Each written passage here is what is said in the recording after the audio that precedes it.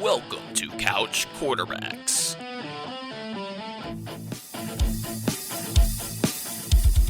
What is going on, everybody, and welcome to the Couch Quarterbacks podcast. I'm Andrew Rochford, and with me is Ben Steinberg, and in today's episode, we are finally finishing our football preview, Stein, getting the rest of the NFC with the NFC South and the NFC West. Yeah, two great divisions. One division we know very close to our hearts, and then the NFC West, which a lot of people predict will be a bloodbath. I was going to say just a huge slaughter. Awesome game to, awesome division to predict. NFC South, easy to predict because we're close to home, and we can get into it with the number one team in our hearts, the Atlanta Falcons.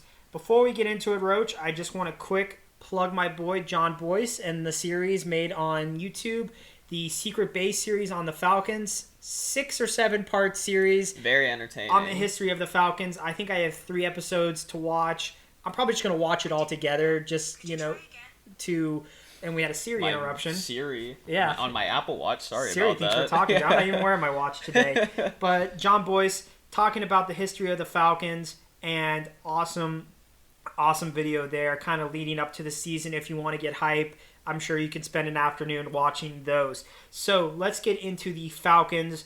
Big changes across the board. Same owner though, but we have a new head of management. And we're going to start off with Terry Fontenot replacing our boy Thomas Dimitroff at GM. Roach, what do you think about the move?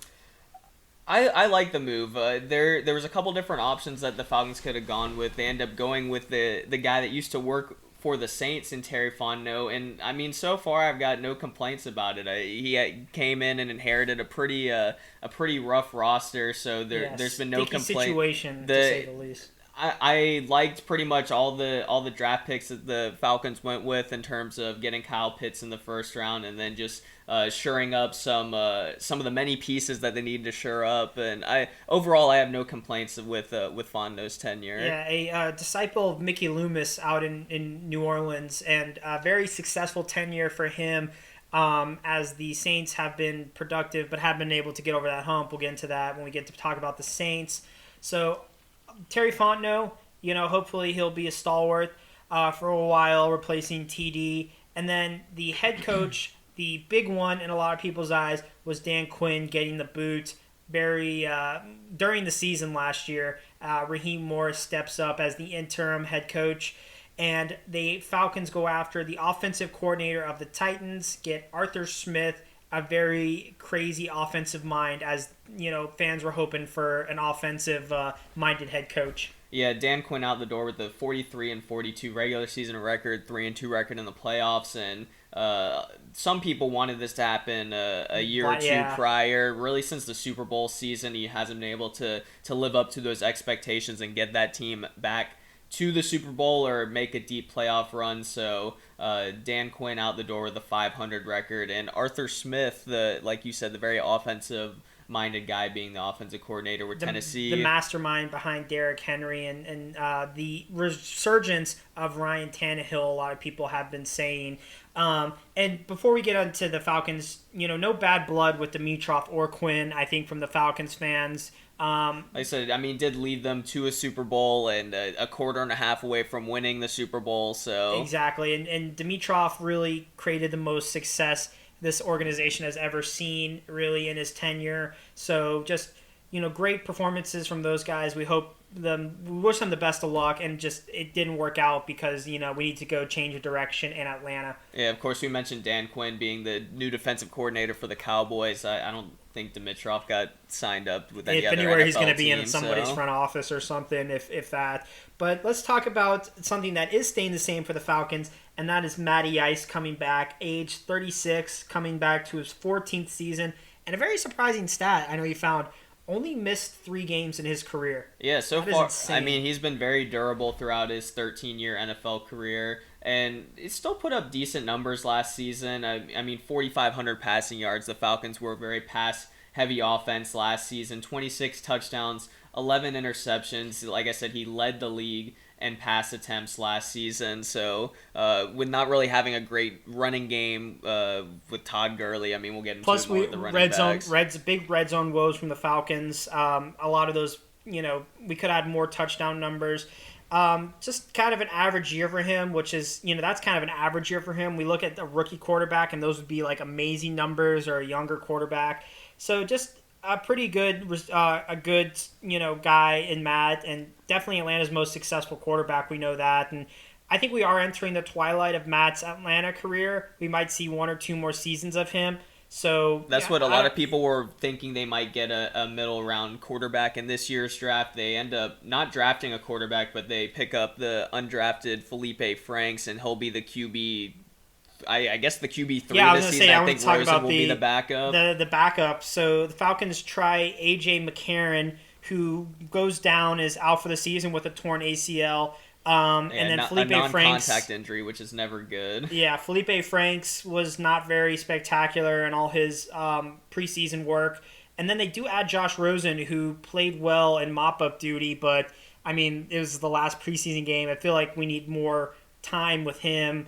So Rosen right now is kind of listed as the backup, with Felipe as more of a hanging on for the practice squad / third string. So pretty much what you're telling me is Matt can't get hurt. He needs to continue his string of durability. Don't have the luxury of Matt Schaub, even though, Schaub I think wasn't anything special. Matt just, knock on wood, has always just been a durable guy, and the fact that he can continue to be that will be very significant. For the Falcons want to be successful this year. Running back, completely different. Yeah, so Todd Gurley was a starter last season. Besides the touchdowns, just a very unproductive season from him. Brian Hill is gone. Ito Smith is gone. And as of a couple days ago, Quadre Allison is now gone. Very surprising cut with Quadre Allison. Gurley, the knee was just never the same, and the magic was never. Brian Hill, Ito Smith, just kind of 2 smaller running backs that they just didn't really see a future with. And Allison, I thought they would have at least kept, but getting rid of him. Now they have Mike Davis, who they acquire from the Panthers last year, filled in for Christian McCaffrey when he went down, and a very successful season, I would say, for a guy who wasn't supposed to be a number 1. Yeah, over 600 yards rushing, 6 touchdowns on the ground, and then just 59 receptions through the air, and added 2 more touchdowns. So yeah, filled in great for Christian McCaffrey. I mean, that wasn't a great offense for the Panthers last season. So just was a great running back 1 for a guy that had never really been a running back 1 in his career, and so the Falcons are looking for some similar production from him, because like I said, they didn't really get much in the running game last season, as you saw from Matt Ryan's numbers. Yeah, it wasn't Matt wasn't able to rely on it, and having to lead the league in pass attempts, for a guy who's 36 is not the best. With the cuts of the running backs that they did make, Deontay Foreman they did keep, but he's now being moved around to practice squad. I think he's on the practice squad now, and Quadre Allison was released because they picked up they signed Wayne Gallman. Yeah, I was going to say Wayne Gallman from the Giants. He was with the 49ers actually in training camp with the Giants last season. Actually had a couple of good games, but of course not able to crack a roster spot. The 49ers have 18 running backs on their roster, as we'll get into. And then Cordero Patterson, a guy who plays receiver, running back, and return specialist, so kind of plug anywhere. I mean, he's listed on the depth chart as a running back, but he'll mostly be just a return guy. More in special teams. Yeah, mostly be a return guy. I could even see him lining up too, potentially. And the other big move Falcons make, well, I guess failed to make, but I mean, at this point, it was kind of inevitable. Julio Jones, no longer a Falcon, goes to the Titans, not that far up the road, wearing number 2. Wish Julio all the best. A very awkward breakup, but, I guess it was time for him to fly. Running backs and receivers have similar shelf lives, and he's getting close to that end of his shelf life, I think. Yeah, he missed some time last season. I think he only played in about 9 games, and just getting up there in age, it seemed to this offseason kind of came out of nowhere when he went on to Undisputed. Yeah, I was gonna say whatever the first take version of with Shannon Sharp and saying how he wasn't gonna be with the Falcons anymore. So he's just a very there or whatever. very awkward breakup between the two, but. But of course, you can't. We're in good hands. I was gonna say you can't take away what Julio did for the Falcons through all those years and just the great games that he had. Easily one of the greatest franchise players of all time for the Falcons. Will go down as a Falcons Hall of Famer. The breakup was awkward and it will take some time to heal, but in a few years he'll be welcomed back in Atlanta with open arms as a member of the Falcons Ring of Honor and potentially the Canton, in the Pro Football Hall of Fame. But like I said, the Falcons are in good hands right now with the departure of Julio. Calvin Ridley emerges into the wide receiver one. I mean, even though he was wide receiver one pretty much last year. I was going to say, with Julio missing time, Calvin really stepped up as the wide receiver one while he was hurt last season. Almost 100 receptions, almost 1,400 yards, 9 touchdowns. So just a great Beautiful season numbers. From him. I mean, picking him up at the end of the first round a couple of years ago in the draft when the Falcons didn't really need wide receivers. Some people questioned it, but with him falling in that draft, it became available and the Falcons jumped on it. Kind of similar to how CeeDee Lamb went to the Cowboys just because they knew the Eagles were picking a couple picks after and they didn't want to have to face CeeDee Lamb, and you see what he's expected of in year 2. It was a pick we questioned at the time because we thought we had a plethora of riches, but now that the fact he's our main guy, it's definitely something we needed. Russell Gage stepping up last year too. 72 catches for a guy who was really never supposed to be a wide receiver too. He was drafted in like the 5th or 6th round out of LSU a couple of years back. So never really... even a big name at LSU too, compared to some of those other guys that have coming out of there. So it's almost 800 yards, 4 TDs. Could see a rise in the TD numbers now that he's going to be the official number 2. Prediction is going to be similar production as the 2, and around there. Kyle Pitts is probably the face of the Falcons going forward overall. So many people have been up on him. We got a chance to see him in a preseason game. One catch. I was going to say, he played one series, had the one catch, but it went for 27 yards. 27 yards and had like 7 Browns tackling him. So, I mean, in that little limited tasting we got, we saw a guy who's going to hopefully be a huge part of this offense. And let's not discount Hayden Hurst, too, to help out. Still a decent year last year. I would say Hurst still had over 50 catches, 6 touchdowns, so should be able to see both of them out there in tight end sets and maybe even use Kyle Pitts out on the outside. They said they're going to line him up just about everywhere on the field. Pitts is not just a tight end. I was going to say he's labeled as a tight end, but all those tight ends nowadays that are so successful as pass catchers are basically wide receivers. My only thing is the fact that who's going to be, the blocking tight end for Lee Smith? I was going to say, they still have Lee Smith, so he'll be the primary blocking tight end. They do use a fullback with Keith Smith, so they'll have a fullback set. You think with the new offense they might have changed it, but I guess they're keeping the fullback set. Yeah, so, I mean, overall, I think the Falcons' offense will still be the better part of their game when you're comparing offense to defense. Not really sure what you're going to see with Arthur Smith just because he had the luxury of having Derrick Henry, and no offense to Mike Davis, but he's no Derrick Henry out there. He does have some crazy good quads, He does. He's giant quadzilla, like Saquon-esque quads. Let's talk about the Falcons' offensive line.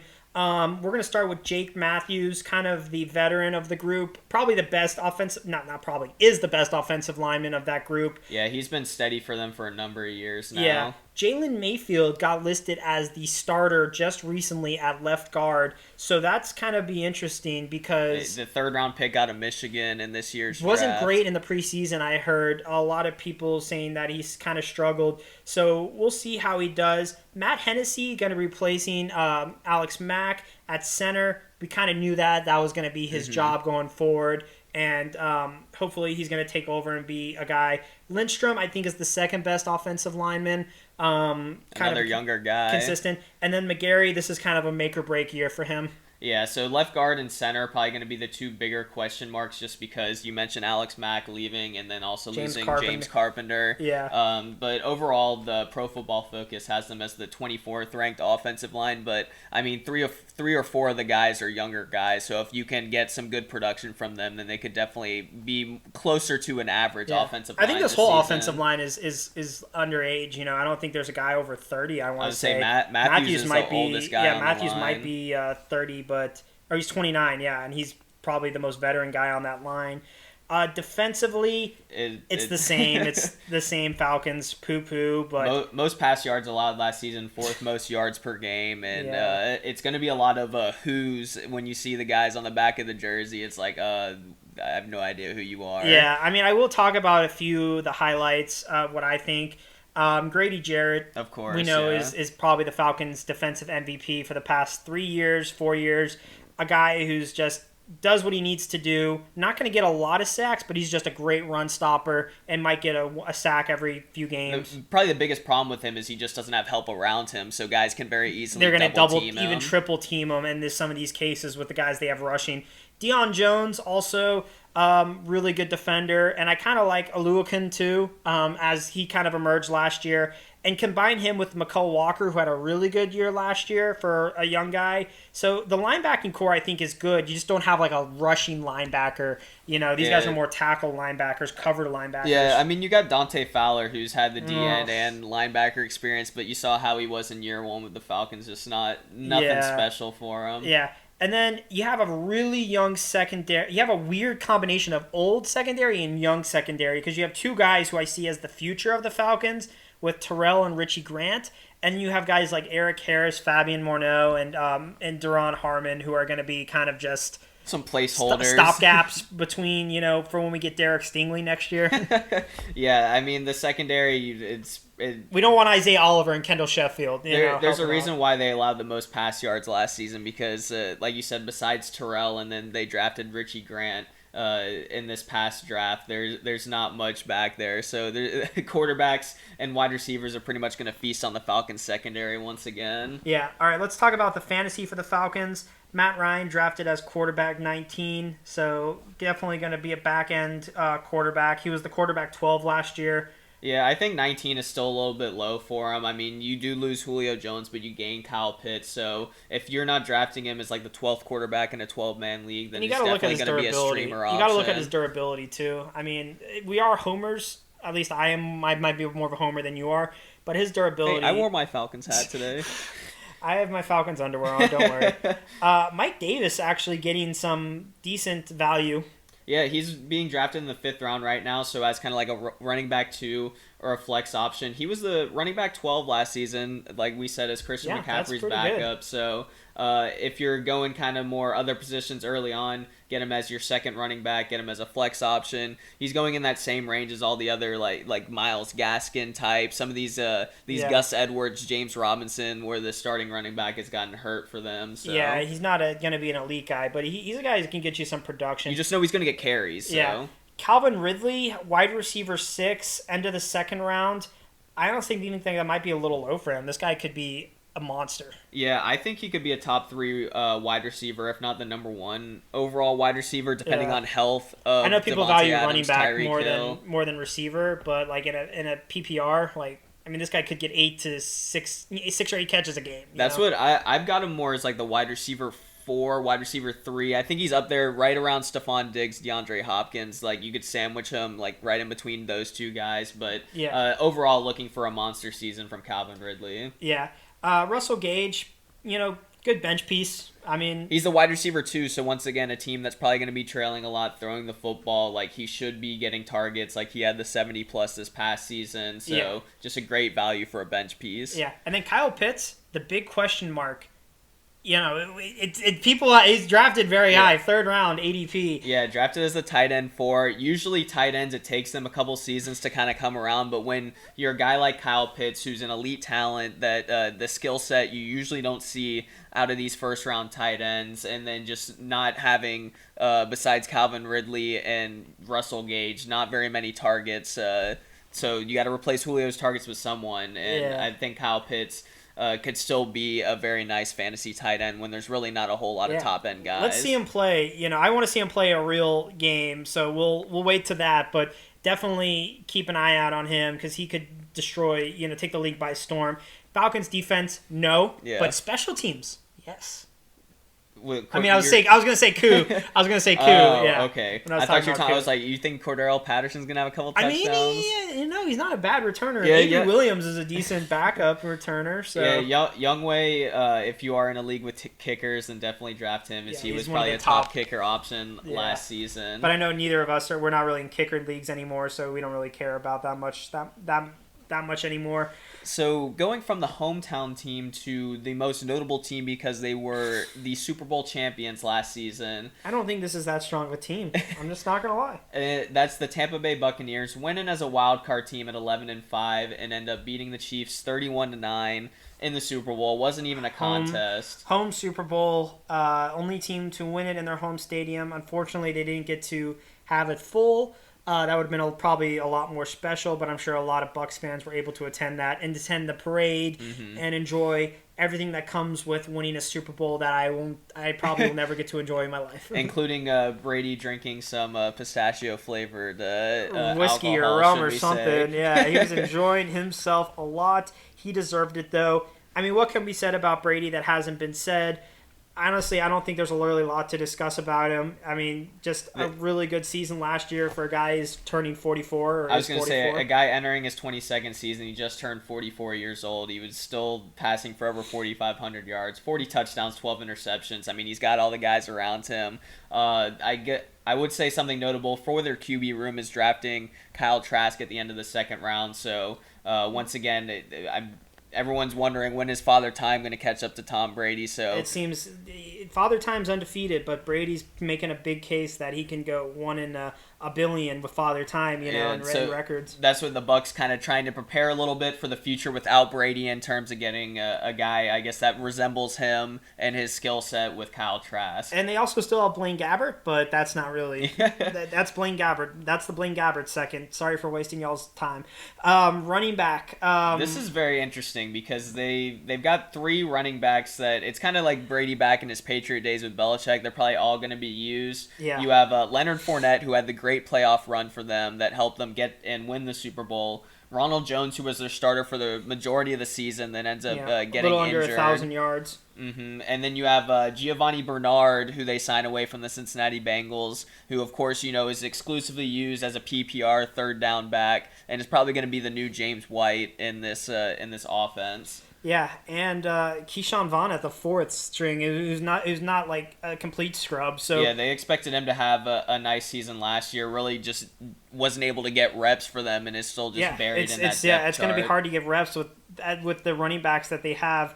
Right now, Leonard Fournette is probably going to be the starter, but like it's literally going to be a committee. Yeah, I think you're right. Leonard Fournette. The biggest thing is Leonard Fournette and Ronald Jones are going to split first and second down carries because neither of them are great in the receiving game. Ronald Jones was absolutely awful last year in dropping passes. Yeah, and then they've come out and said that Giovanni Bernard's going to be the third down back in this team. So like I said, it's really just a split between Fournette and Ronald Jones at the starting running back. Receiver, pretty much they're pretty stacked at receiver, even though these guys are returning all 22 starters, 11 on offense, 11 on defense. First team to do that, I think, after the Super Bowl. Yeah, I mean, run it back, and I don't know if that's the Brady effect, but whatever. But they're going to be led by Mike Evans in the receiving game. 1,000-yard receiver in each of his first 7 seasons. With 1,006 last season. I remember just watching in like the final week, and that's what they were talking about. It had 13 touchdowns, so a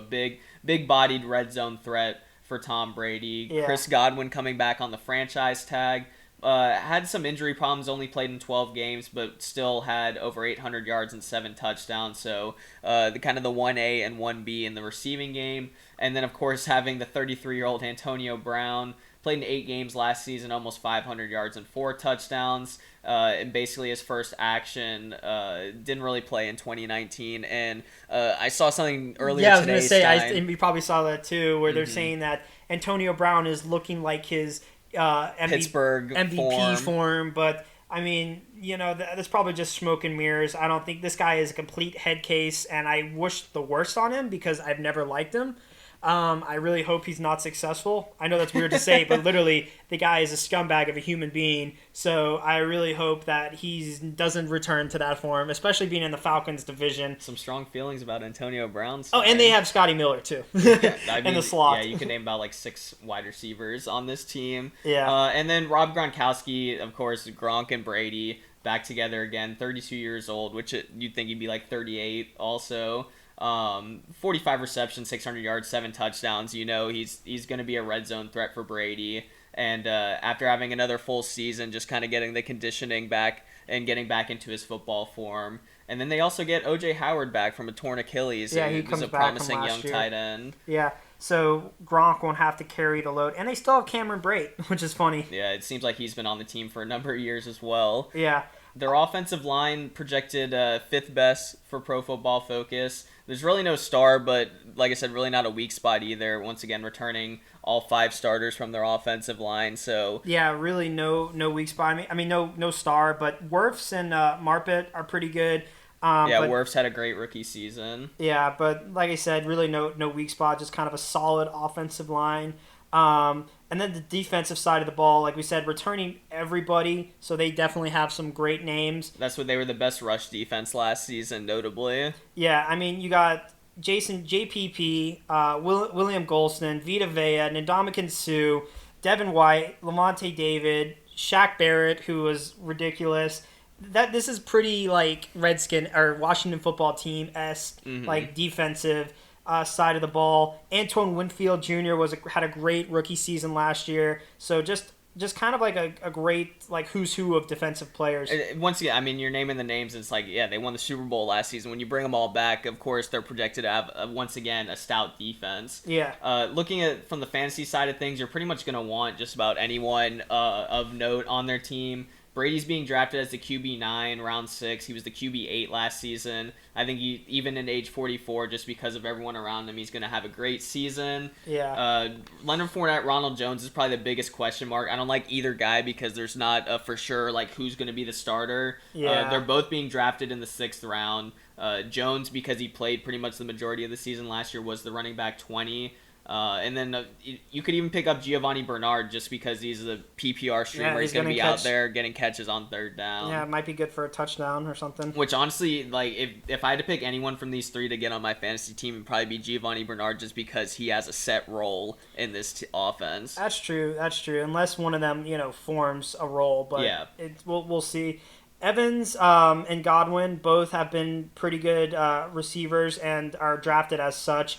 Kind of Evans probably the better of all the receivers. Yeah, Evans is getting drafted slightly ahead of Godwin by about half a round, couple picks. Honestly, you could maybe switch those guys depending on your preference, but Evans, probably lean Evans.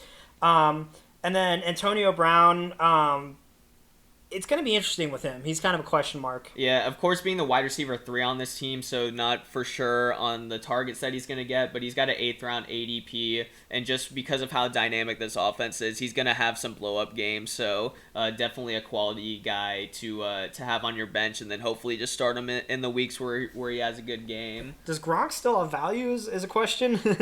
He's got value just because the tight end position is so weak. He was the tight end 8 last season. He's being drafted as the tight end 9, so round 7 ADP. Like I said, the 32 years old could be a concern for you, but I mean, with playing with Brady, he's going to find a way to get Gronk the football. And even if he's just getting you touchdowns, he had 7 last season. If you can just get some red zone production from him, then he'll be a quality tight end for you. Like I said, the position's so weak. Yeah.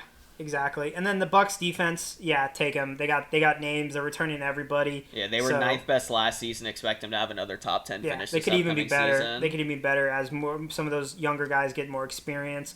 Moving on to a team that I think is going to have a big drop off this year. Probably one of the biggest regressions in the whole NFL. Yeah, people are probably going to predict it. The Saints go 12-4 last year and win the division, but lose to Tampa in that divisional round.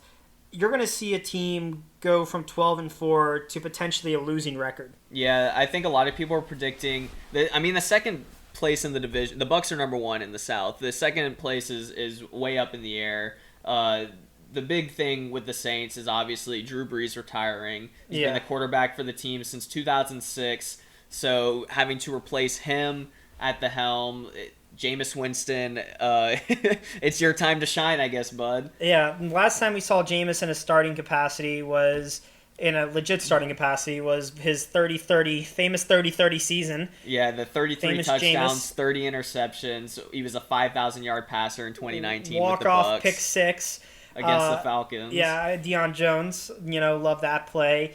So this is Jameis's team now, and that's what it's been listed as, even though Taysom Hill, has been productive as a starter. Yeah, Jameis obviously was signed as a backup for the Saints last season, got to learn the offense, learn from Sean Payton, and now he's taking over as the QB1, had a good preseason. And I think the biggest thing will be the change in identity of the Saints offense.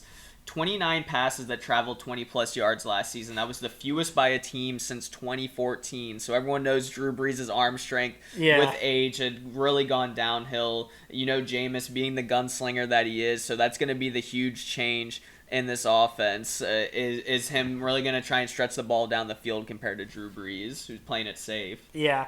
Well, luckily the Saints won't have to pass it that much when you got a guy named Alvin Kamara in the backfield who's still a stud. Yeah, he had almost 1,000 yards on the ground, 16 touchdowns, highlighted by that 6-touchdown game on Christmas Day, and then 83 receptions, 800 yards, 5 touchdowns out of the backfield. Just crazy on the ground and as a receiver. He's had 97 or more targets and 500 or more receiving yards in each of his first 4 seasons. So the first couple of years he had Mark Ingram to share the time with. It's pretty much his backfield now, especially with Latavius Murray's role kind of in question. Yeah, Murray's getting up there in age at 31 for a running back. Never a good sign to be over the 30 hump as a RB. Still a decent backup. Had over 600 rushing yards and 4 TDs. Yeah, but he was a question to make the roster because Tony Jones Jr. had such a great preseason. They had some good preseasons from some guys. And speaking of good preseasons, the receiving core is definitely in depleted. question. Yeah. Well, they had some guys that had good preseasons apparently, but their biggest guy is Michael Thomas, and he's going to miss the first 6 games, being on the physically unable to perform list. Some big drama from him, just really going into about the second half of last season. There's drama off the field at practice, just being a crybaby in general on Twitter and everywhere. It just hasn't been good for him. Yeah, that's what he had the ankle injury last season. He came back. He fought a teammate in practice, got suspended for a game because of that. He only played in 7 games last season, didn't even have a touchdown in those 7 games. You mentioned he'll miss the first 6 games of this season. Apparently from that ankle, the team wanted him to get off-season ankle surgery once the season ended. He went for the route of just kind of letting it naturally heal and recover. Once he got to training camp, they said that he ended up needing surgery on it, so that's why he's missing the first 6 games. Yeah, you can see neither the team nor him are on the same page, which is never a good sign. Apparently, he was ignoring calls from the medical staff, from Sean Payton in the offseason, so just some major drama from their stud wide receiver who's put up crazy numbers in his years with New Orleans. Yeah, and just kind of seeing a drop-off for him. And a guy who I have on my team who I hope can at least come back and at least be serviceable. I don't know if he'll be ever the same after something like this. You would think he'd slide back right into the wide receiver 1 role, especially with having Jameis as quarterback. There should be no worry in terms of him being healthy once he's back out there, but just some drama with him not being able to stay healthy and then just kind of disagreeing with the coaching staff. Let's talk about potential replacements for him, as Traquan Smith from a few years ago is still, on that team. 34 catches for 448 yards, 4 TDs. Has been injured, but looking to return for them. Yeah, he's probably going to be their wide receiver 1. Marquez Callaway, a rookie from last season, only had 21 catches, but he's really been the only healthy wide receiver that's notable, so he could be the wide receiver 1, wide receiver 2 for this team. Definitely going to be out there getting reps, but there's just not a whole lot of options in terms of wide receivers for this Chris Saints Hogan, team. Lil Jordan Humphrey, Deontay Harris, who's mainly been a return guy, so targets pretty much are up in the air for Jameis, and like I said, he's going to be passing the football, so someone's got to benefit from it. Yeah. Tight end, which has always been... more problems. Yeah, I was going to say always been consistent for the Saints, has actually seen a drop-off now. as they lose Cook. So, they've always been consistent, but now that Cook is gone, pretty much it's kind of like up in the air who's going to be the starter. Everyone liked Adam Troutman, once again another guy that was drafted last season.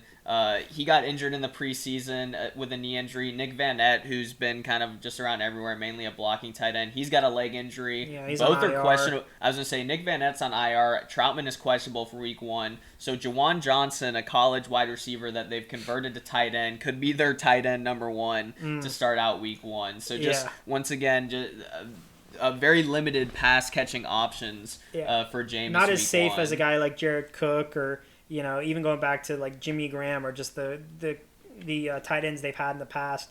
But still a decent offensive line and one of the better in the league. Projected to be the 4th, and they still have Ryan Ramczyk and Teron Armstead. Yeah, probably one of the best tackle tandems in the league. Yeah, and I mean, I think Andres Pete and Eric McCoy are still decent, and Cesar Ruiz is a pretty good guard that they got 2 years ago. So they got a pretty good offensive line that's going to really help Alvin Kamara, who's pretty much going to be the star of the show on offense. Just going to have a crazy amount of volume for this team, especially until Michael Thomas gets back.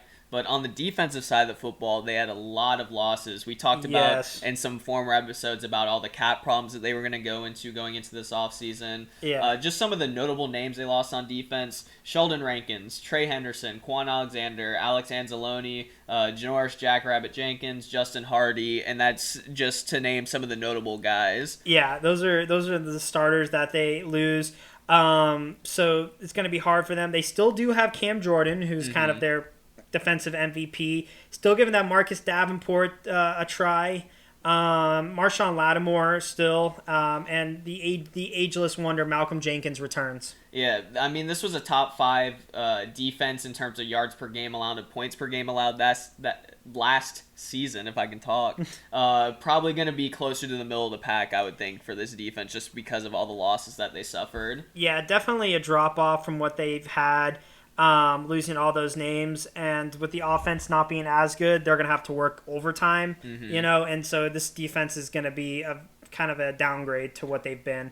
Look at the fantasy outlook. Jameis, streamer, superflex QB, back in that 30-30 season, he was the QB3. If he throws a crap ton of touchdowns, which he could. Well, like I said, just the main concern is just the lack of options that he has there, so I'd say he'd be more of a streamer option for you this season. Alvin Kamara drafted as the running back 3, probably going to be the 3rd pick, maybe the 4th if someone likes Derrick Henry more than Kamara. Yeah. He was the running back 1 last season because of all the touchdowns that he had, because of the receiving work he gets.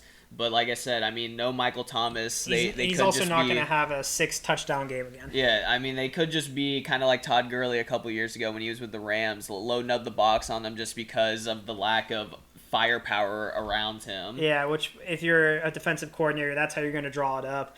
Michael Thomas is a little bit questionable. He was a wide receiver 1 in 2019, wide receiver 6 in 2018, so his value is still very high, and I think that's on his name alone. Yeah, he's being drafted still in the 5th round, even with missing the first 6 games. So if you've got an IR spot, if you draft some wide receivers early, Michael Thomas is definitely an option for you if you can afford to have him sit for the first 6 games. But if you're going running back early, you grab a tight end, you grab a quarterback, you're probably going to want to stay away from Michael Thomas just because you're missing out on that 5th round value of some of the other guys that you could get that are healthy now. He's going to be one of those names that when it's like he's going to be the top of the next draft, or the best available, but he's going to stay there for probably a bunch of picks as more people take more safer options. Marquez Callaway's actually getting drafted now that he's being labeled as the run 1/2. Yeah, he's getting drafted in the 12th round, like I said, because of the few pass catching options. Someone's got to catch the football. So Marquez Callaway's an option, Traquan Smith, Adam Troutman, once he gets healthy, don't know how much time he's going to miss if he's going to be out there week 1. Yeah. All at least end of the draft or streaming options just because someone's got to catch the football. Yeah, and that Saints defense, since it is downgrading, it's still going to be decent, but more likely as a streamer option than a consistent starting defense. Let's move on to the last team in the division, and a team that's pretty average, I would say, right now, and that's going to be the Panthers. I think 5-11 last season. They're definitely improving going into this season because they've got a new quarterback, and then they've got Christian McCaffrey returning. So starting off, love CMC, don't you? Starting off at the quarterback position, Teddy Bridgewater traded to the Broncos. Sam Darnold, they get in a trade from the Jets. So Darnold, we know from talking about the Jets prior how failed experiment in New York. Maybe he was set up in the wrong system. We don't know. Yeah, 13-25 record in his 3 seasons with the Jets. I mean, no help around him. Adam Gase is your head coach. You're pretty much set up for failure. 9 touchdowns, 11 interceptions last season, so just not good numbers really at all with the Jets. But like I said, he's got so many weapons around him, and that's starting off with the return of Christian McCaffrey, who battled an ankle injury and then later on in the season a shoulder injury, just playing in 3 games. And Stein, the production in his 3 games... I know, it looks like some number 1 guys almost. I mean, 3 games, he had 59 carries for 225 yards and 5 touchdowns on the ground. Another 17 receptions for 150 yards and a touchdown through the air. I mean, if he's out on the field and healthy, then he's going to be out there making plays. So this is a huge boost in their offense and a huge boost to Sam Darnold's value just to be able to have a running back like that either next to you or behind you. Yeah. You know what's funny is I was trying to do the mental math to see what that would be over a 16-game span. But then I just thought, we're going to be doing 17 games this year. Yeah, the 17-game season. Next year's fantasy stats are going to be ridiculous because we're going to have that extra game. Yeah. They're going to be inflated. You're going to start breaking some of those records because you have the extra game in the regular season, so it counts towards those full season stats. Yeah.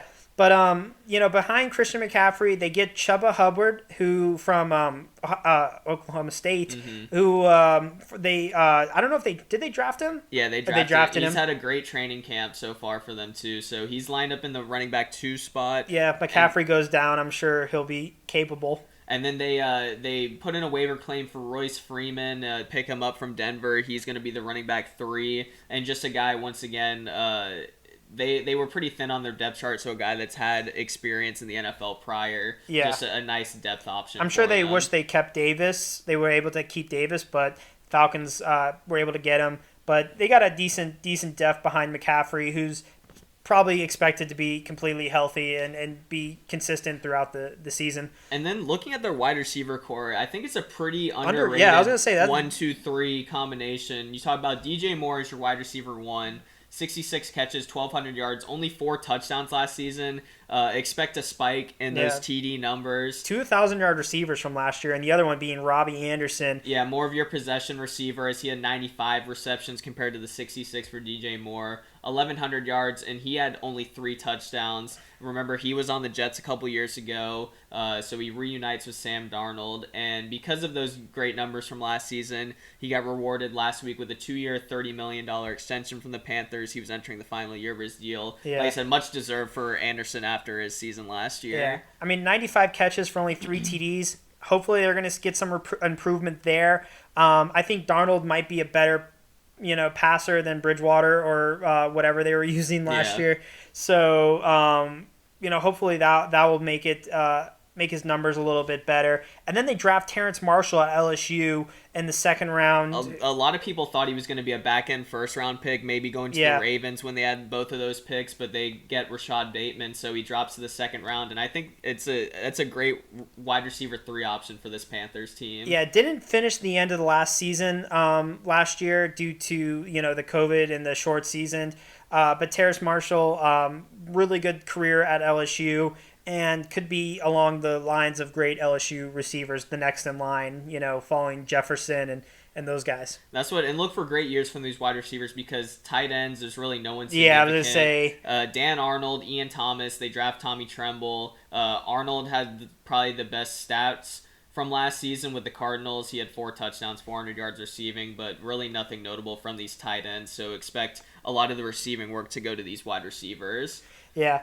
Offensive line is going to be bad for them, let's be honest. Projected 3rd worst offensive line. When you have Cam Irving on your offensive line, that's not a good sign, Roach. And I'd say that because, Pat Eflin, another name from Ohio State. Just these guys are more names, and they lose some of their talent. Yeah, I mean, the big guy on their offensive line is going to be who they franchise tag and then end up signing to a 4-year, $72 million deal. The right tackle, Taylor Motton. Yeah, he's going to be their big guy on the offensive line. But besides him, yeah, it's a lot of question marks, some aging guys and some guys that just have not been very efficient. Yeah.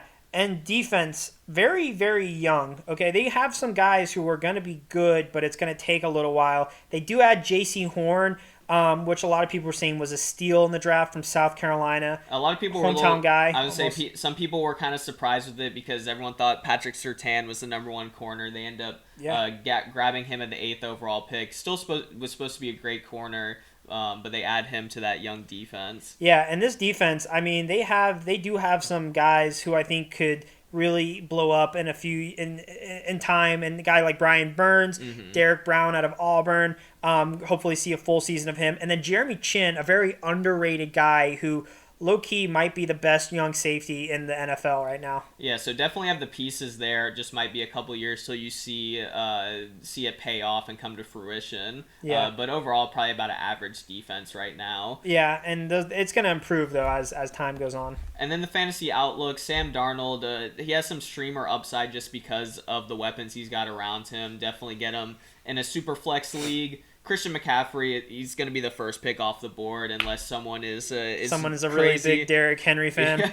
Yeah, he was the running back 1 in 2019, running back 2 in 2018. So when he's healthy, he's a top 2 running back in the league fantasy-wise. Chuba Hubbard, just because if someone's got injury concerns about McCaffrey, draft him in one of the last rounds of your draft. Yeah. DJ Moore, drafted as the wide receiver 20, so round 4 ADP. In his 2 years, wide receiver 25, wide receiver 16, so wide receiver 20, right around there. Like I said, expect some touchdown uptick from him. So that seems safe. Yeah, exactly. And then Robbie Anderson, round 6 ADP. He was a wide receiver 19 last season. Like I said, especially PPR-wise with the 95 receptions last season.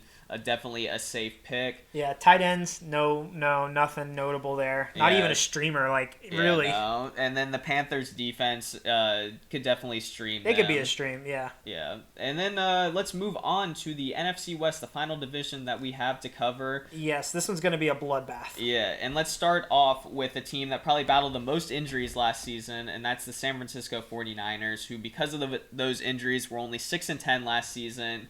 And probably the most controversial spot for them is the quarterback position between Jimmy G and their third overall pick, Trey Lance. Yes, and we were talking about it in our draft show and in our post-draft. Like, a lot of people didn't see Lance going here. Could have been a Justin Fields pick.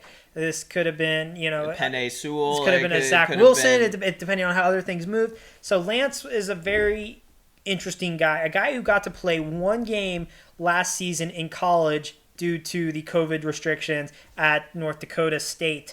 So a guy they've been very high on in the preseason. A lot of upside for him. A lot of people are questioning whether he's going to get the starting job week 1. They really still haven't named who the starter's going to be week 1. Yeah, it's very close to the chest kind of deal with him. Yeah, probably the biggest up for Jimmy G is 1, him already being there, and then 2, Trey Lance in his last preseason game suffered a bone chip in his finger, just from hitting it on a helmet of another player. Ooh. So he's supposed to be out for a week. He apparently got his splint or whatever he had on it off yesterday, but in terms of packages, he may not be out there as much week 1. Mm-hmm. So I think it's going to be Jimmy G at least to start off the season, but kind of like a Bears situation or with some of these other rookie quarterbacks, you could see him jump in there and be the starting quarterback for the second half of the season. And Jimmy G could be available for another team if another team wants him, because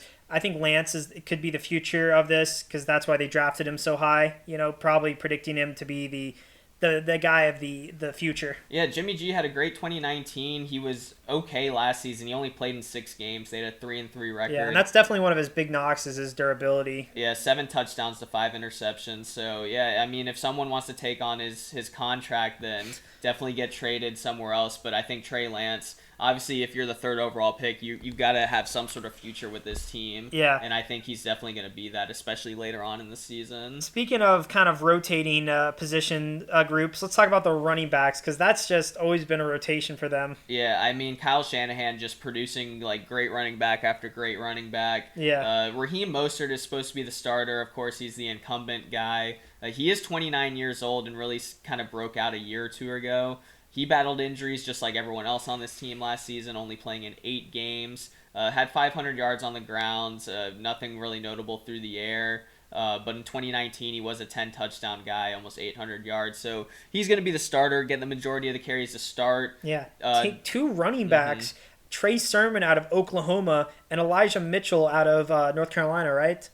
No, not North Carolina. I'm not sure where Elijah Mitchell's from. I'll look that up real quick. But he was drafted in the 6th round, so a lot of people are expecting Trey Sermon, like Trey Lance, to kind of take over running back duties and lead back duties later on in the season. The Raging Cajuns. Louisiana. Yeah. Formerly Louisiana Lafayette. Yeah. Then they also have Jermichael Hasty on the roster, rookie from last season, and then Jeff Wilson's on the PUP list, recovering from a torn meniscus. You'll see him in the back half of the season. He had a couple good games, so just running back aplenty options on this team. And then receivers seems like they haven't had a consistent fit either. Debo, really good. Debo Samuel had a really good 2019. It kind of looked like he was going to emerge as the number one. But was an off year and got injured last year, where Brandon Ayuk kind of took over, and now Brandon Ayuk's injured. So it's like, what is, Yeah, Brandon Ayuk is probably going to be the 1A in this offense. He is battling a hamstring injury right now, but expected to be out there week 1. He had a nice rookie year, 750 yards, 5 touchdowns. You mentioned the injury to Debo last year, only playing in 7 games, but had a great rookie year. In 2019, he'll probably slide into more of a 1B, and just kind of like Raheem Mostert, a guy that whenever he's got the ball in his hands, he's a threat to take it to the house. So just some very dynamic playmakers for this offense. Yeah. And then another guy that was injury hampered last season with George Kittle, just 8 games played last season, but still had 600 yards of offense.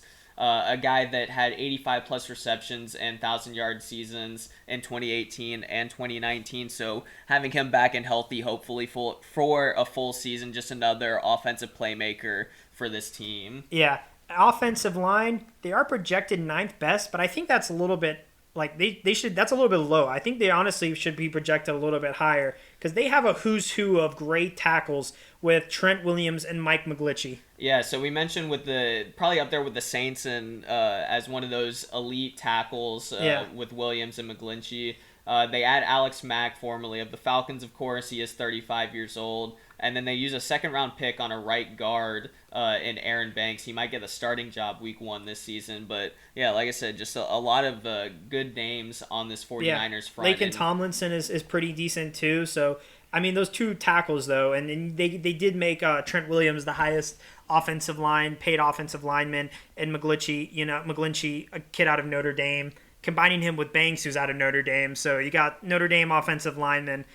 Defense they still have that similar Super Bowl defense that they did, of course, dealing with a bunch of injuries last year, and the biggest one obviously being Nick Bosa out last year. They still have a great front 7 with Eric Armstead, Javon Kinlaw, Bosa coming back, Fred Warner at linebacker, and then Jaquiski Tart and Jimmy Ward in kind of the secondary. Yeah, and then another big name, you could say, they signed Josh Norman to a 1-year deal on Sunday to just shore up that depth at the secondary position. Not the elite corner that he was a couple years ago with the Panthers, but still a solid depth option that played, I think, Washington football team.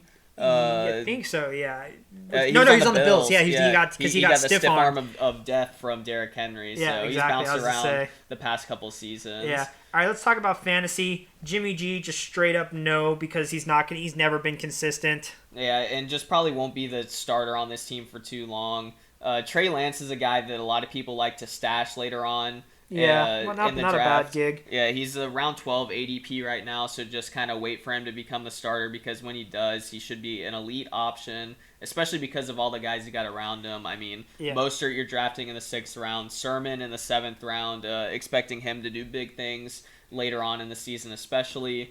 Ayuk in the 5th, Samuel in the 6th, and then Kittle drafted as the tight end 2, end of the second round, between him and Waller for that second tight end off the board. I was going to say, I was a little reluctant to take, Mozart, Sermon, Ayuk, or Samuel, just because one guy's got to emerge. They're all kind of similar. So one guy I think will emerge, but I mean, Kittle's kind of the guy that has emerged. Mm-hmm. So Kittle, I would say, is probably the most offensive MVP for this team. Defensively, take them. They got some names. They got definitely some playmakers on that defense. So didn't have a great finish last year fantasy wise as a defense because of all the injuries. But if they can stay healthy, they should be a top 15, top 10 option. Yeah. All right, moving on to the Seahawks, the winner of the division last year, and they finished with a 12-4 record and losing to the Rams in the wild card round. Yeah, so a little bit, we talked about Aaron Rodgers in our previous episode, and now another quarterback kind of with a little off-season feud was Russell Wilson. One who's less notable because he's never really been a guy who complains a lot, and that's Russ. Yeah, so I don't know if you remember, Simon, but his agent making public some teams that he'd be interested in trading. I did see some of those teams. Yeah, and then Wilson comes out a couple days later and he said that he's never requested a trade or anything like that. So it's like, well, if your agent's putting out these teams that you'd like to be traded to, obviously there's some sort of miscommunication or something. Oh, exactly. Back behind the scenes, but Russell Wilson, it seems like all that subsided for now. Wilson still had a great year last year. Some career numbers, especially passing the football. 40 touchdowns. Also had 13 interceptions, which was a career high for him.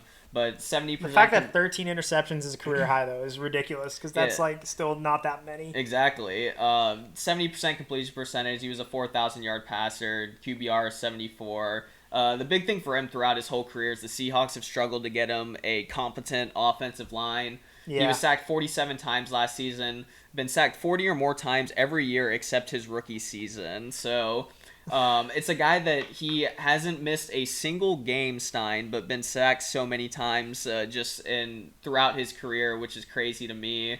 He's got a new offensive coordinator in Shane Waldron. So hopefully the whole new blocking schemes. Hopefully the whole let Russ cook thing kind of continues, because remember, he was like the lead MVP candidate to start out the first half of last season, and then they started to go back to their run heavy approach, and he kind of lost all of his MVP consideration. Yeah, I mean, with career highs and touchdowns, definitely for Russell, that's got to be MVP consideration. But he got overshadowed by Mr. Rodgers. Like you said, hopefully they'll let Russ cook again, but a guy that won't let him cook is going to be Chris Carson in the backfield with another great year overall. He was solid in 2018 and 2019 as a 1,000-yard rusher. Only played in 12 games last season, but still had almost 700 yards on the ground, 5 touchdowns. Was solid in the receiving game, 37 receptions and 4 more touchdowns through the air, so probably the best season catching the football for him in his career. And then they've got a bunch of solid names in terms of depth behind them, kind of like a 49ers junior. Yeah, Rashad Penny, DJ Dallas, Alex Collins, and Travis Homer.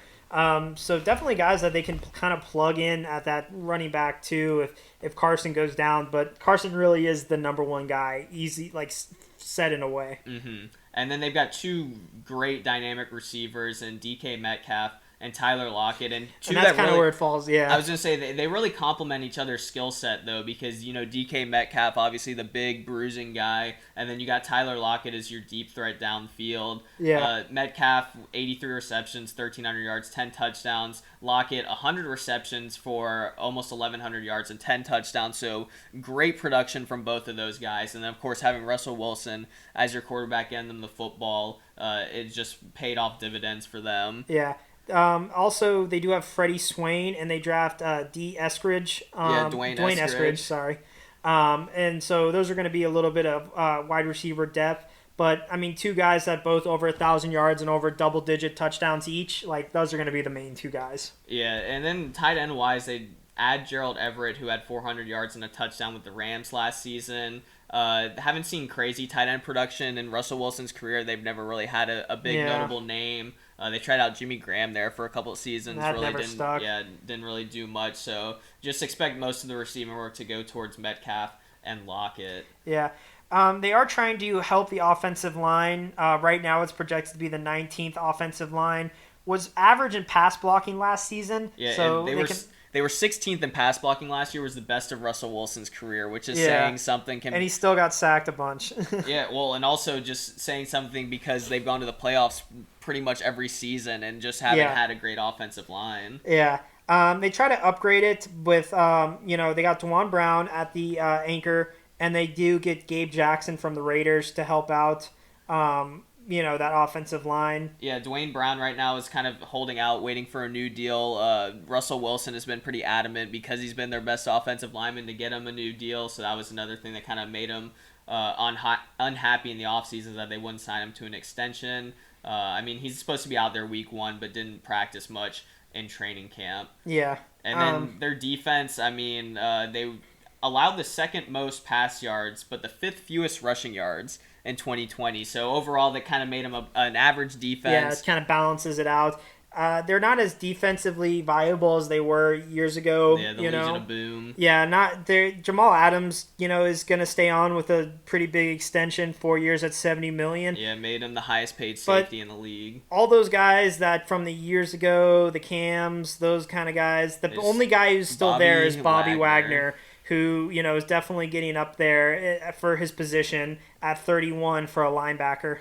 Yeah, and then looking at the fantasy outlook, you got Russell Wilson drafted as a QB5, end of 4th round ADP. He was the QB6 last season, and overall in his career, he hasn't finished worse than the QB11. So he's been a QB1 every year. He's been the starter. He's a guy that I always look for that I can draft in any kind of fantasy league. Chris Carson drafted as running back 17, end of the 3rd. That might be a little low for him. I think he might have just a little better value.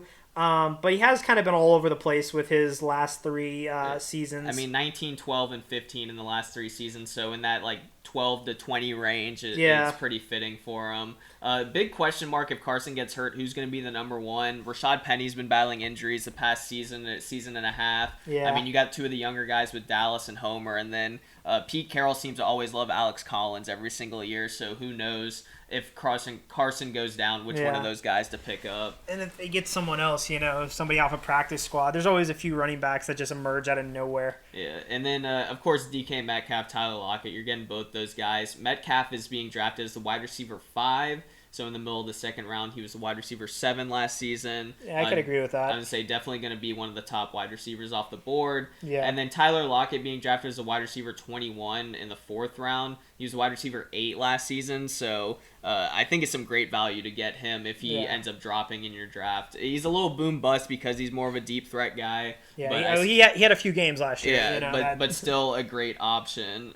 Gerald Everett, just because of how weak the tight end position is, stream him. Yeah, I would say that it's not terrible, but it's not amazing. Because they really don't have a proven wide receiver 3, you could say he could be 3rd, maybe 4th in terms of pass catching options. And if Freddie Swain is attractive, you might just stash him on your bench. But like I said, these guys are both over 1,000 yards, so their majority of the targets are going to be them. Yeah, and then the defense, I think, is definitely a streaming option. They were 8th best last season, so maybe not that good of a finish, but I think they could definitely be around average for the league. Yeah, I think their defense is definitely going down, so definitely streaming's a good option.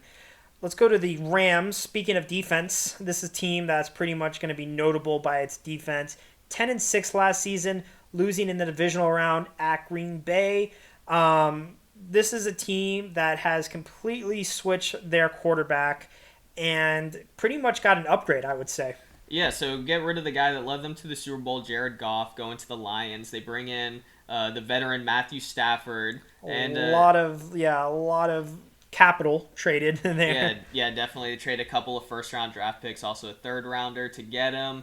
But Stafford was a 4,000-yard passer, 26 touchdowns, 10 interceptions last season, coming into a much better offensive situation in terms of weapons when you talk about Woods and Cooper Kupp. But they do have a big loss at running back with Cam Akers tearing his Achilles during training camp, and he's going to be out for the season. Yeah, unfortunately, Akers goes down, and he was going to be the biggest, kind of reliable piece for them.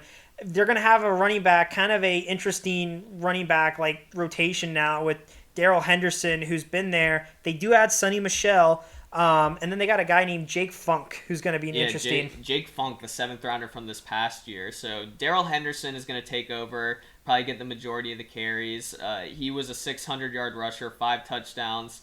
Didn't do much through the air last season. He's been battling a thumb injury in camp, but he's still expected to have a pretty large role and be out there week 1 for this Rams team. Sony Michel also battled injuries last season. He only played in 9 games, under 500 yards rushing, non-existent in the passing game. No, neither of these guys are pass-catching backs, so it's going to be interesting.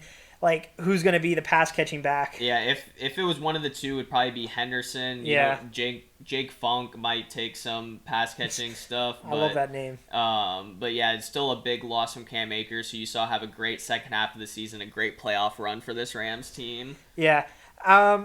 Unfortunately, though, I feel like fortunately probably, they're going to be passing more than they're going to be running, it seems, with 2 receivers, both with over 90 receptions last year with Cooper Kupp and Robert Woods. Yeah, pretty identical in terms of stats from last season. You mentioned the 90-plus catches. They both had over 900 yards. Robert Woods, 6 touchdowns. Cooper Kupp, only 3 touchdowns after having 1,200 yards and 10 touchdowns in 2019. Yeah. Robert Woods has always been super consistent for them. 130-plus targets and 1,100 or more yards in 2018 and 2019. So both have been great pass-catching options for this team. And then to get more of I would say a more quality thrower in terms of Matt Stafford over Jared Goff, expect both of them to have big seasons, and like you said, with the Cam Akers injury, expect them to pass the ball a little bit more. Yeah. And they add two. They do add 2, I guess, deep threats with Deshaun Jackson and Tutu Atwell.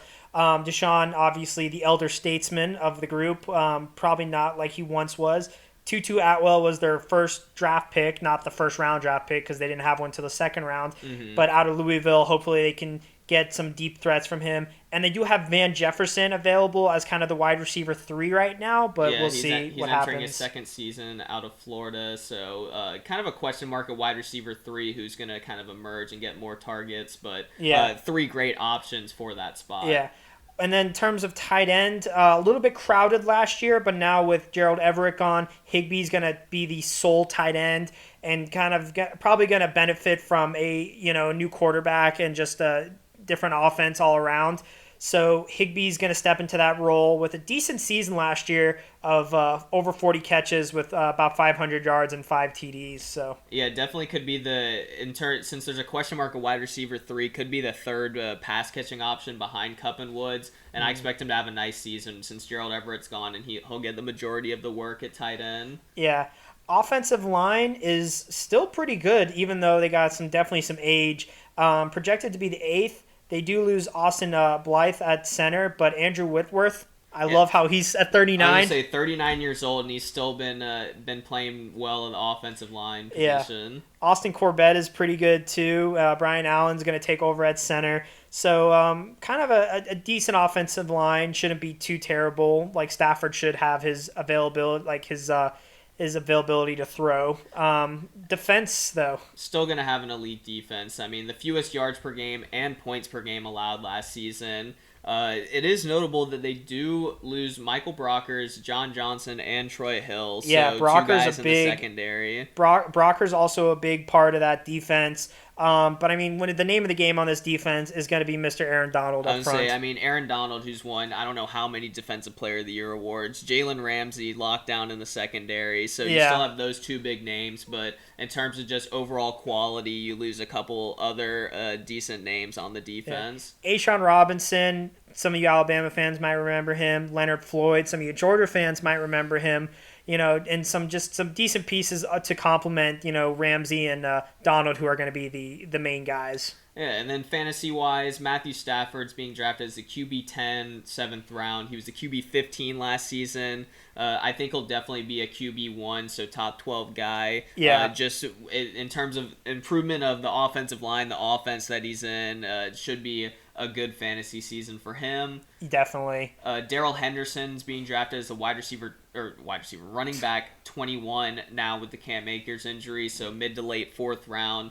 With the Sony Michel signing, I think that hurts his value a little bit, but I still think he should get the majority of the carries. So. Yeah, with how inconsistent Michel was last year, Henderson probably is a better option right now. Yeah, Sony Michel's still going in the 12th round right now of drafts. Could see some goal line work from him. So, but in terms of value, I think Henderson's the guy that you want. Yeah.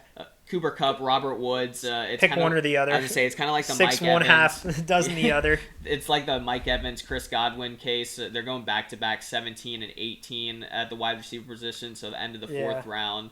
Woods was the wide receiver 14 last season. Kupp was a wide receiver 26, but he, like I said, with the good 2019, he was a wide receiver 4. Jackson, Jefferson, Atwell, whoever becomes a wide receiver 3, I think they have some streamer appeal. Of course, if Woods or Kupp gets injured, then definitely a viable option. Yeah, and Higbee, now that he's going to be the tight end 1, kind of drafted as the tight end 13, kind of all the top tier tight ends are going to be gone. Mm-hmm. Probably the best tight end flex or streamer that you want to do. Maybe you're in a super tight end league or something. Yeah, I really like Higbee just because of having Stafford at quarterback. No more Gerald Everett. I think he should have a tight end 1 type season. Yeah. I think he's a nice guy. Like, he's getting drafted in the 9th round. If you go like 9th and 10th round, just get 2 tight ends just off the bat, and it's like hopefully one of them will end up paying off for you. Rams defense, definitely pretty much the same defense besides losing just a few guys that they're going to replace, but probably going to be top 5 defense again. Yeah, usually best defense doesn't repeat itself, so I don't know if they'll be number 1. Yeah, but I still think they'll be top 5 easy, or top 10 at the worst. Definitely. And then the final team to get into will be the Arizona Cardinals, who finished at 500, 8-8 last season, but could be a lot better if they weren't in such a tough division. Yeah, because they could have easily won the NFC East. Yeah, because they've got some great guys on this team, and it starts out with their franchise quarterback and Kyler Murray, who had a great year last year, almost a 4,000-yard passer, 26 touchdowns, 12 interceptions, and then, of course, on the ground with his legs, 133 carries, 819 yards, 11 more touchdowns on the ground. Yeah. But the one concerning thing about Kyler and about this team is that they led the league in sacks in 2019 with 48 in terms of Kyler getting sacked, down to 27 in 2020. So a great job in terms of improving that offensive line for him and really protecting Kyler. Yeah, I mean, Kyler's going to move out of the pocket. We see him every time he throws. He's going to try to move. I mean, his most famous pass from last year, the Hail Murray, was awesome. Yeah, going against the grain over to his left and throwing the ball 50 yards downfield. Yeah, I mean, everyone's going to knock him on his size, 5'10", only about 200 soaking wet. But he's just a guy who I think is going to really emerge as a top elite quarterback. I think he's going to take the next step this year. That's kind of my prediction with him. Yeah, a lot of people, as their prediction fantasy-wise, are saying that he'll be the overall QB1 this upcoming season. So yeah, I think he could definitely fill into that Lamar role, and he might even throw the football better than Lamar. Oh, he definitely does. Yeah, so look for him to take a step up, and I even could think MVP if everything goes right. I don't think that's too far-fetched to say, Stein. Yeah, honestly. I think the biggest concern, like you said with him, is just with being 5'10", 210 pounds, 93 rushes his rookie season, 133 last season. So just kind of like the thing that came up with Lamar after he won his MVP is just really protecting him because he's in such a small frame. Yeah. Now let's talk about who he'll be handing the ball off to. So we have a pretty crowded backfield right now. Yeah, it's kind of a timeshare right now. There's a 1A and 1B. They lose Kenyon Drake, who was almost a 1,000-yard rusher for them last season. But they add in James Conner, who had a couple of good seasons with the Pittsburgh Steelers. And then Chase Edmonds, who's been with them for a couple of years, is supposed to be their starting running back. He had an okay season last year. He was mainly the running back 2 to Kenyon Drake. Yeah. Almost 100 carries, 500 yards, only 1 touchdown on the ground. But he did have 53 receptions for another 400 yards, 4 touchdowns through the air. Yeah, I mean, he's more of the pass-catching back. Where, I mean, Connor, when he was in Pittsburgh, was pass-catching at sometimes, but not as well as Edmonds. Yeah, he was a bell cow back, for at least for a season his rookie year, and then kind of teetered off to some early down work. He still had an okay year last year in just 13 games played, 700 yards, 6 touchdowns, another 35 receptions. like I said, that career year in 2018 that he had, he's just trying to get back Yeah. to that form. I think it's nice for him, even though he's like a homegrown Pittsburgh guy, to just get a change of scenery Exactly. out in Arizona. He needs they say old people go to Arizona, and he's not even that old for a running back. So we hope he's a great story. Everyone always talks about the cancer and the surviving, and we love to see great stories and hope the best for him. But running back's not going to be the MO for this team, and that's going to be their receivers. Yeah, well, and especially their number one receiver in DeAndre Hopkins, 115 catches, 1,400 yards, 6 touchdowns in his first season with the Arizona Cardinals. Everyone knows that Bill O'Brien trade from the Texans over to the Cardinals, just how he got absolutely destroyed. Highway robbery. Yeah, the return that he ended up getting, not even getting a first-round draft pick. So DeAndre Hopkins is going to be the number one target for Kyler Murray and an elite wide receiver once again. Yeah, so you got D-Hop, but then you also add A.J. Green in an interesting move. Yeah, so they add A.J. Green, they draft Rondale Moore. Larry Fitz is still a free agent, hasn't officially retired yet. Either that or he'll be signed back by them. Yeah, so kind of the wide receivers behind DeAndre Hopkins is a little questionable. A.J. Green, of course, 104 targets last year with the Bengals, with just 47 receptions. He just seemed like his numbers weren't great at all. Yeah, he battled injuries over the past couple seasons, so we'll see if he can stay healthy. And if he does, I mean, he was a wide receiver 1 for the Bengals for how many years, so just to be a wide receiver 2 doesn't have to be the guy. I think he could carve out a nice role and have a nice season for this Cardinals team. Yeah. And then Christian Kirk, another guy returning, 48 receptions, 600 yards, 6 touchdowns. Just a solid wide receiver 2, wide receiver 3 pass catching option for this team. Yeah. We talked about them losing Dan Arnold previously. They do have Max Williams, but he's not super notable. Yeah, they really don't have any notable tight ends. The guy that are going to get the receiving work is going to be between the running backs, specifically Chase Edmonds, and then DeAndre Hopkins is just eating targets throughout his whole career, getting like 150-plus targets. Yeah. And then just the additions of the second, third, fourth string wide receivers. Yeah. Like we said, we talked about the offensive line improvement, so it's probably going to be, maybe upper tier, maybe to upper mid-tier offensive line. Not a great pass blocking, great pass blocking, not good run blocking. Yeah, it's been weird, the trend in Cliff Kingsbury's 2 seasons with the team. They were top 10 in pass blocking both years, but bottom 10 in run blocking, so kind of an interesting trend for them. They add Rodney Hudson at center, and they also re-sign Kelvin Beachum at right tackle. So kind of a similar offensive line with just an improvement, hopefully, with Hudson. So we're kind of looking at the same, if not better, offensive line than last year. Yeah, they're projected 11th for this upcoming season, so like you said, they're probably a fringe top 10 option. Yeah. Defensively, though, they lose their best player in Patrick Peterson.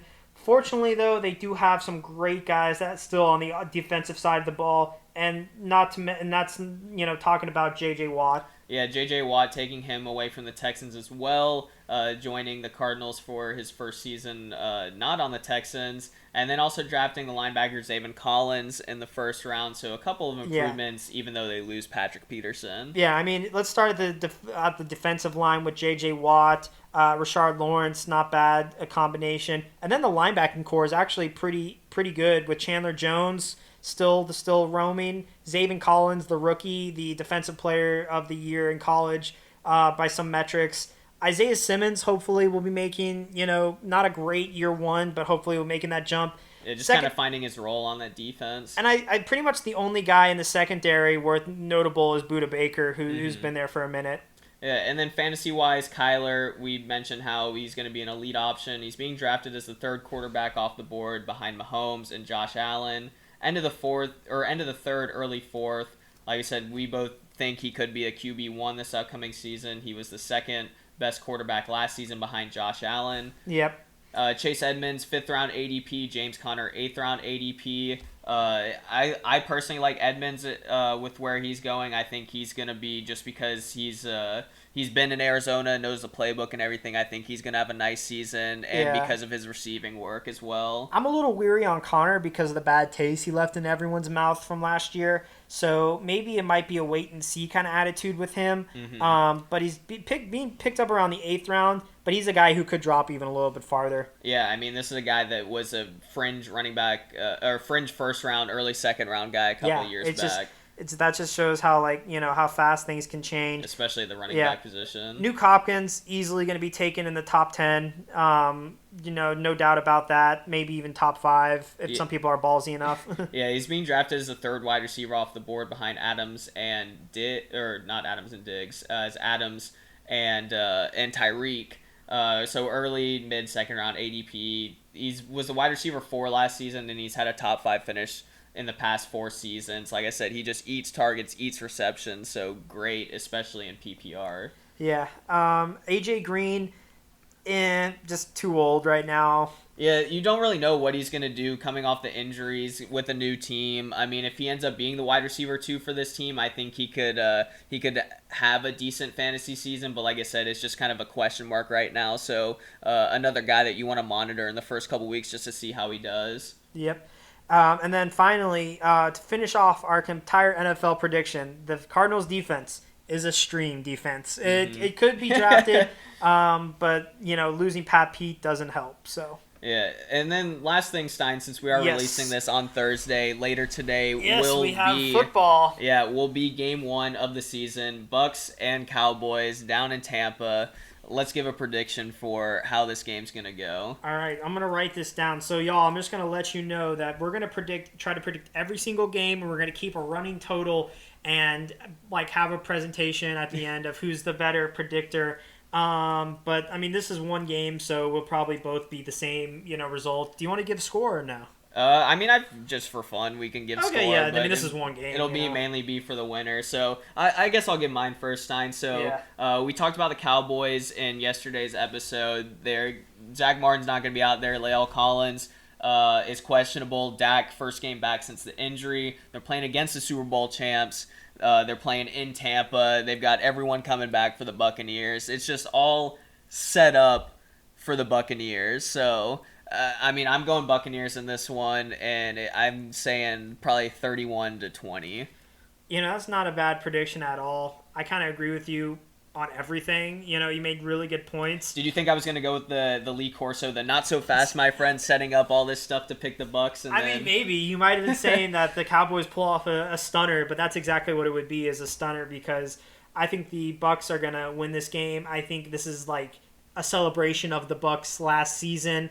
And I think they already got their rings, I want to say, because I think I saw a picture of Antonio Brown with a ring, and I was like, you don't see that every day. Your boy Antonio Brown. I know, right? I hope he doesn't do well, but I hope the Bucs. Well, I don't hope the Bucs win, but I'm pretty sure. You think that they will? I think the Bucs are going to win. In your professional opinion. Yeah, and that's going to be my official prediction: is the Buccaneers in a 28-10 or 13. I'll do 28-13. Not 28-3. Let's keep that. There's 28-13. I think Dak's going to struggle in his first game, and people are going to be like, "Oh no, is he injured?" That's kind of my prediction. I think the only way the Cowboys are going to score is going to be Zeke, rushing touchdown, probably in like the third quarter or something, because I think this one's going to be kind of like, the score is going to be not as close as the game will be. Okay, getting super specific with what you think's going to happen. So yeah, I like to be exact on my predictions. So that's game 1 of our predictions. We'll be doing them throughout the whole season. Actually, on Saturday, we will be releasing our Week 1 predictions. So the rest of the games for the whole Week 1 slate, we'll have that video out for you guys. But that's going to be the end of our preview show and the end of this episode. Thank you guys for tuning in. As always, be sure to follow us on Instagram at The Couch Quarterbacks. For Ben Steinberg, I'm Andrew Rochford. This has been the Couch Quarterbacks podcast, and we will see you on the flip side. Deuces.